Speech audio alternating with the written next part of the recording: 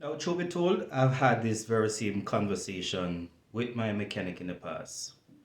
The AC wasn't blowing as cold as it used to, and the advice that was given is that the system needed to be recharged. It needed to be topped up. Your AC system is a closed system, meaning that whatever refrigerant is in the system should remain. If it is that the refrigerant level is low, it means that there's a leak in the system which needs to be fixed.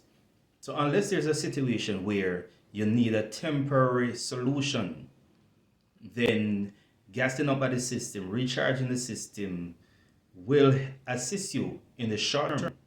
But long term, eventually all of that refrigerant is going to leak from the system. So what needs to happen is that a diagnostic test need to be done, and they will look for leaks, especially where the pipes are joined at the condenser, the evaporator, etc. If there's a leak, then that leak needs to be fixed before regassing the system.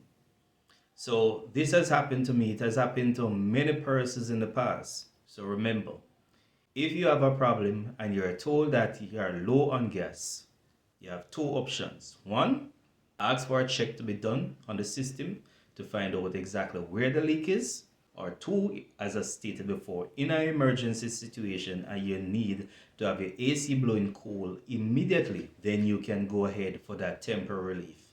But otherwise, it is a closed system. The refrigerant has nowhere to go excepting that there is a leak within the system.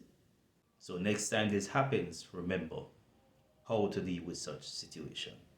As always, remember to like, share, and subscribe to my channel for more content. Have a blessed day.